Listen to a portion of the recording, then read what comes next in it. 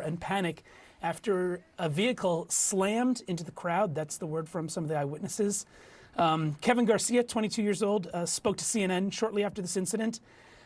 He said, "All I seen was a truck slamming into everyone on the left side of Bourbon sidewalk. A body came flying at me," he said, adding that he also heard gunshots being fired. That's again from Kevin Garcia speaking with CNN just a little while ago. Another witness from Shreveport, Louisiana, Whit Davis, told CNN the incident happened while she was at a nightclub on Bourbon Street. Everyone started yelling and screaming. This is according to Whit Davis, running to the back. And then we basically went into lockdown for a little bit. Then it calmed down, but they wouldn't let us leave. That's again from an eyewitness. This is Whit Davis from Shreveport, Louisiana, who said that she was there as this happened earlier this evening. You can see some of these frightening images on your screen of just a tremendous amount of law enforcement present. Again, on Canal and Bourbon Street, again from Whit Davis telling CNN, "When they finally let us out of the club, police waved us where to walk and were telling us to get out of the area fast.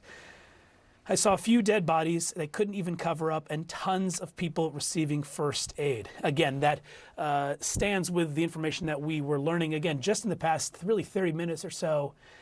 We learned that at least 10 people were killed and dozens more were wounded. We actually have some emergency audio from the emergency officials and the radio sound from the incident. I'm going to play it right now just so our viewers can take a listen.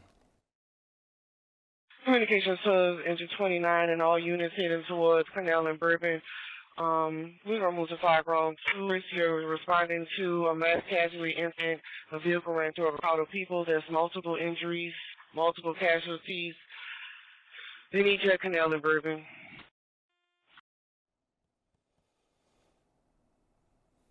And again, we're following this breaking news, a tremendously troubling story out of New Orleans this morning. We're learning that 10 people are dead, at least 30 others are injured after a vehicle drove into a crowd in the French Quarter of New Orleans. Of course, the very famous, very populated, you can imagine, area, especially on New Year's Eve, going into the early morning hours of New Year's Day. I believe we have CNN senior law enforcement analyst Andrew McCabe joining us now. Andrew, I know that you're coming to the story fresh, and we're all learning information as it comes in right now. But again, just knowing that, as far as we know, a car drove into a crowd of people, killing at least 10. Andrew, give me your first thoughts. I mean, we've seen this type of incident in other parts of the world over the past couple of weeks.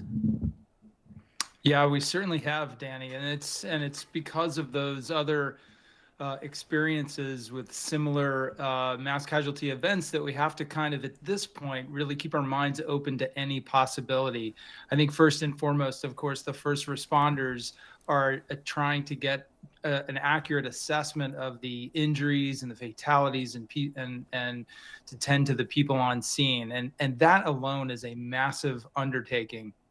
Just getting the right assets to the scene can be very challenging in a place like New Orleans. Tough to move around there. You've got a lot of people, a lot of vehicles, a lot of potential obstructions. So they want to get as many ambulances and EMTs and medical personnel, fire personnel into that place as they can to just assess the damages and the injuries to people.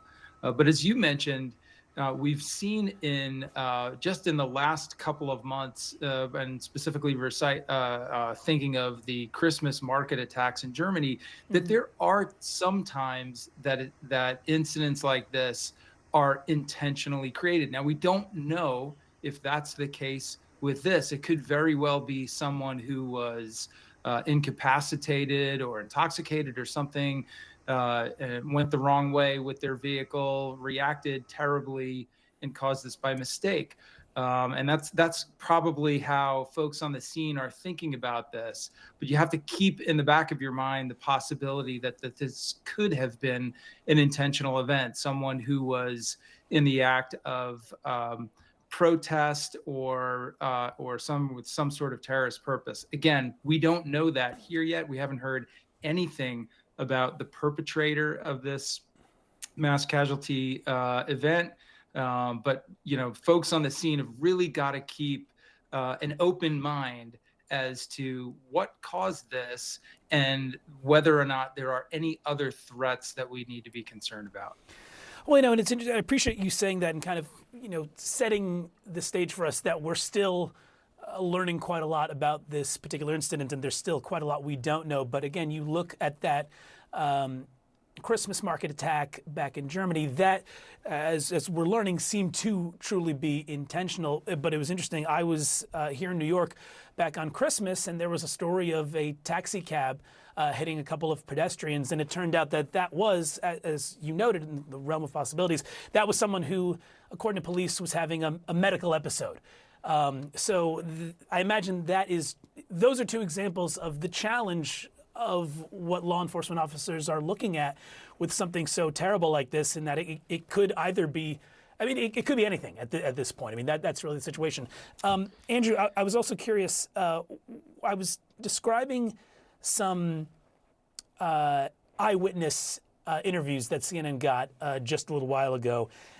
And I wanted your take on this because one person said that they thought that they might have even heard gunshots in the aftermath of this car driving through. Now, obviously, in chaos, you could hear a lot of things, but what would that potentially tell you if that were in fact the case, as a witness told us just a little while ago?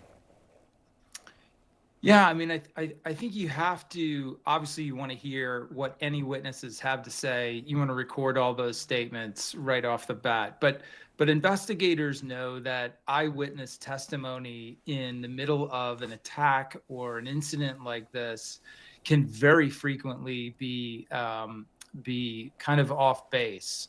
And so you got to be very careful before you start drawing conclusions about whether or not something like that happened. It's very, very frequent that really most mass shootings, you'll have a couple of eyewitnesses who will say there were two shooters instead of one, or, they were shooting in two different locations. And when we sort through all that after the fact, we come to find out that that was not the case, and that people sometimes mishear things and they react very strongly to things that might be the sound of gunshots. So we don't know yet, but we do know if you think about intentional acts like this one, and the Christmas market attack in Germany is the most recent, but there have been very many of these back across time. There's been, I think, probably at least 3 Christmas market attacks in Germany that I can think of in the last 10 years or so. We've had attacks in the United States with vehicles in large crowds. You remember Saifullah Saipov, who drove a rental truck up the West Side Highway and onto the pedestrian park there, and used it to run over people. So, and in some vehicle attacks, I'm thinking of some in the United Kingdom several years ago, the attackers abandoned the vehicles and then continued their attacks on foot with knives or firearms, things like that. So it is a possibility, but again, we're really far from that if what we have is just the word of one eyewitness, hasn't been corroborated. Sure. We don't have any reporting on individuals with gunshot injuries at this point. So those are the sorts of things that investigators will want to see to try to corroborate that testimony or rule it out. And I should also say, Danny, we are in the age of video coverage pretty much everywhere. So I'm quite sure investigators are going back and identifying cameras that could provide relevant video to this attack and trying to trace back exactly kind of what led to it and where the perpetrator came from, how they drove, and sort of piece things together in that way.